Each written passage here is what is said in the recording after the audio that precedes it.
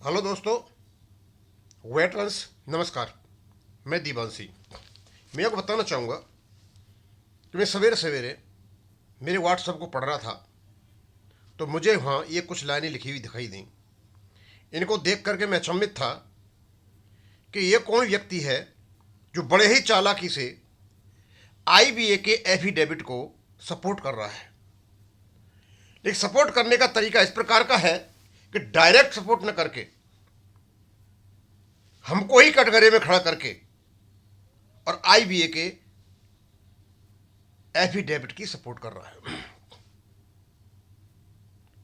इस प्रकार का इमेच्योर, अनरीजनेबल, अनकन्विंसिंग स्टेटमेंट इस मौके पर जारी करना,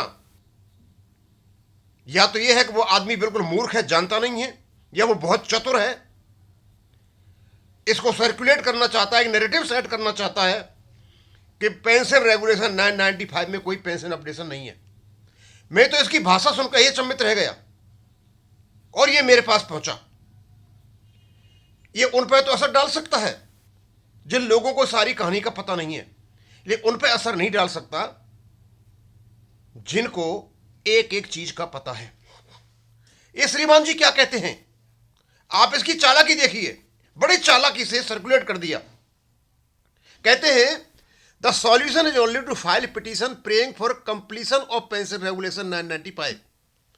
वो सॉल्यूशन बता रहे हैं कि एक कोर्ट में पिटीशन फाइल कीजिए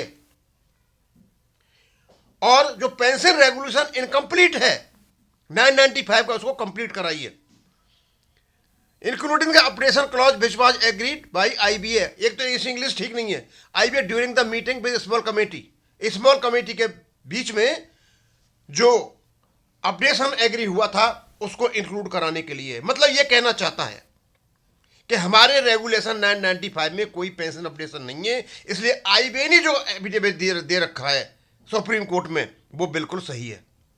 बड़ी चालाकी से घुमाया और but left aside perhaps due to reason that it was not there in RBI. और ये छोड़ दिया गया क्योंकि इसमें कोई था ही नहीं।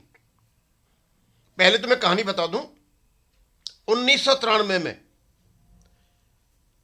सेटलमेंट होता है 29/10/1993 को। उस सेटलमेंट के आधार पर स्मॉल कमेटी को रेगुलेशन बनाने के लिए काम दे दिया जाता है और उसका कोई काम नहीं था। Small committee not part of the negotiation at all. उसको केवल काम दिया गया था रूल्स एंड रेगुलेशंस बनाने का। उसको कहा गया तुम रूल्स और रेगुलेशन जो बनाओ, उससे पहले जो हमारे पास रेगुलेशन है आरबीआई के 1990 के, उनका सहारा ले लो, और जो सीसीएस रूल 97 उसका सहारा ले लो। अपडेशन की अलग से कोई बात नहीं थी। स्मॉल कमेटी ने जो उनसे कहा गया था टर्म्स ऑफ रेफरेंस, यानी उसमें अपडेटिंग वर्ड भी था, सारे रूल्स रेगुलेशन बनाओ, और उन्होंने आरबीआई जो लाइन थी आरबीआई के रूल्स उनको लिया, सीसीएस रूल 1972 को लिया, और उन्होंने 1995 में एक डॉक्यूमेंट बना दिया जिसको हम कहते हैं BEPR 995। ये काम था स्मॉल कमेटी का बस। और स्मॉल कमेटी को रेगुलेशन बनाने के लिए अपडेशन के लिए कहा गया था, और 35.1 में स्मॉल कमेटी ने बड़े स्पष्ट रूप से रेगुलेशन को, अपडेशन को रखा हुआ है। और कोई डाउट होता है वहां पे तो उसके बाद रेगुलेशन 56 रखा हुआ है उसके लिए, और ये बार बार बताया जाए। ये श्रीमान जी क्या करें मुझे पता नहीं, ये कहां घुमाना चाहते हैं मुझे पता नहीं, किसका सहारा ले रहे मुझे पता नहीं। ये कहते हैं एक एप्लीकेशन फाइल कीजिए कोर्ट में कि भाई तुम अपडेशन को इसमें इंक्लूड करो, ये ऑलरेडी जो इंक्लूड है उसमें और इंक्लूड करो। और श्रीमान जी को मैं और बता दूं, हमारे रेगुलेशन में तो अपडेशन है, लेकिन आरबीआई के रेगुलेशन में 1990 में कोई अपडेशन नहीं था, केवल और केवल 2019 में आया। सीसीएस रूल 1972 में किसी प्रकार का लिखा हुआ अपडेशन नहीं है, वो 2021 और 2023 में रेगुलेशन 66 में आया। अब मुझे पता नहीं इसकी कोई पढ़ाई लिखाई कुछ है क्या नहीं, या कुछ देखा नहीं देखा, लेकिन इसने यहां पर डाल दिया केवल एक नैरेटिव सेट करने के लिए, माइंड सेट करने के लिए, लोगों को भटकाने के लिए इसने डाला कि एक क्या नाम है, पिटीशन फाइल किया जाए कि उसमें रेगुलेशन। तो क्या अब तक 32 साल निकल गए, तो और चाहते हो 32 साल और निकले? और हम ये जब इसका मतलब अब जो केस लड़ रहा है सिंगला साहब को, बेकार लड़ा हुआ है वो।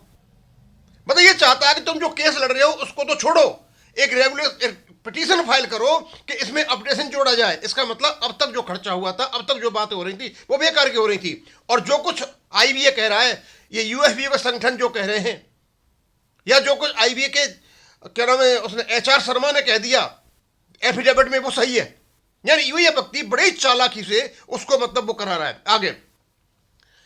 Now IBA and DFS takes belief that updation clause is not in pension regulation. There are two ways. अब IBA कहता है 1995 में नहीं है, तो पहले ही बता दिया नहीं है। फिर RBI has updated the pension March 2019, इसलिए RBI ने 2019 में अपने उसको अपडेट कर दिया है, इसलिए हमको भी अधिकार बन गया। भाई अब तुम्हारे भाई नहीं तो अधिकार कहां से बन जाएगा? आगे second is to file petition for inclusion updation, और सेकंड पिटीशन फाइल करो इंक्लूजन किया जाए। यानी हम आज में पिटीशन फाइल कर देता हूं इनके कहने से कि इंक्लूजन किया जाए अपडेशन का, तो सिंगला साहब वाला केस का ऑटोमेटिक डिसमिस हो जाता है। आईबीए द्वारा दिया गया एफिडेविट अप्रूव हो जाता है, उन पर जो तलवार लटकी हुई है कंटेम्प्ट ऑफ पिटीशन की। इस श्रीमान के कहने important to see that our pension regulation incomplete document है। ये पता नहीं इसने कहां से निकाला, ये निष्कर्ष कहां से निकाला। मतलब सारी बात कह के ये कहना चाह रहा था कि जो हमारा डॉक्यूमेंट है वो इनकम्प्लीट है। भैया ये बताइए, यदि ये इनकम्प्लीट है तो फिर इसको स्टेटरी बॉडी बैंकों ने एक्सेप्ट कैसे कर लिया? इनको तो सीधी सादी बात थी, जो हमारा डॉक्यूमेंट है वो 1993 के एग्रीमेंट में बना हुआ था। आईबीए बैठा था, यूएफबी बैठा था, और उसके बाद में इसको अच्छे से पढ़ा गया था, लिखा गया था, और जो कमी भी थी उसके बाद और भी कुछ इसमें जोड़ा गया था। जो कुछ भी थी अच्छी तरह से सोच समझ करके देख करके चारों ओर से जब रेगुलेशन आया था, आपने कैसे कह दिया भैया इनकम्प्लीट है ये? Who are you? कौन हो आप लोग? मतलब इस प्रकार की अफवाहें फैला रहे हो। उसके बाद that third is our option was obtained in 1994। हमारा ऑप्शन 1994 में लिया गया था। तुमसे ऑप्शन लिया गया था? किसने पूछा तुमसे ऑप्शन की भाई? When there was no existence of pension regulation 995, जब रेगुलेशन 995 का कोई उस समय अस्तित्व नहीं था। अब क्या कहना चाहते भैया मुझे पता नहीं।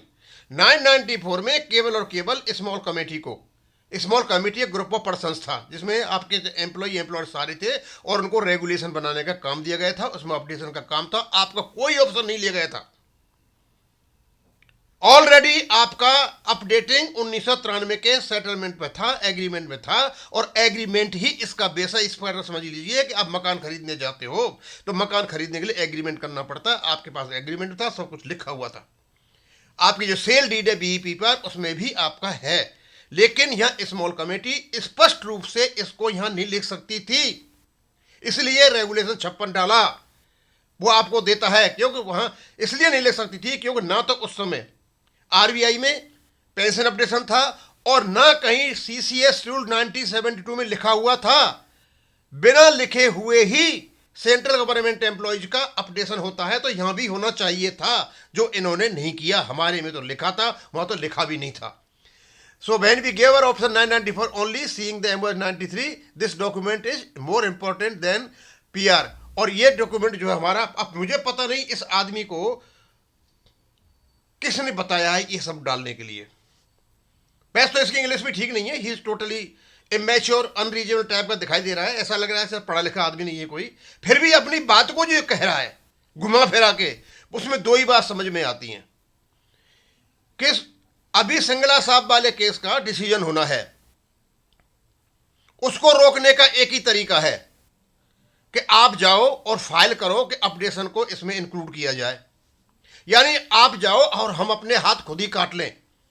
जैसे ही इसको हम डालें तो सिंगला साहब वाल केस साइड में हो जाए, और पहले इस देखा जाए कि उसमें अपडेशन है या नहीं। तो उधर से जो आईबीए के चेयरमैन ने, आईबीए के जो एचआर साहब हैं शर्मा साहब, जो एचआर हेड है वहां पे, जो गलत है उससे ही बचाव हो जाए। यानी बड़ा तरीका से मतलब उनका बचाव लाने के लिए इस व्यक्ति ने यहां पर कुछ डाला। अब ये कौन श्रीमान है मुझे पता नहीं, और फॉरवर्ड कर दिया उतना से पोर्शन जितना है, आगे पीछे कुछ नहीं कहा है। यही कहा है भैया मैं आपको बता दूं, आप इतने चतुर चालाक मत बनो। ये टोटली इमेच्योर स्टेटमेंट है आपका। 1994 में आपको कोई ऑप्शन नहीं दिया गया था। 1994 में स्मॉल कमेटी को रूल्स रेगुलेशन बनाने के लिए कहा गया था, टर्म्स ऑफ रेफरेंस 1993 के एग्रीमेंट के आधार पर।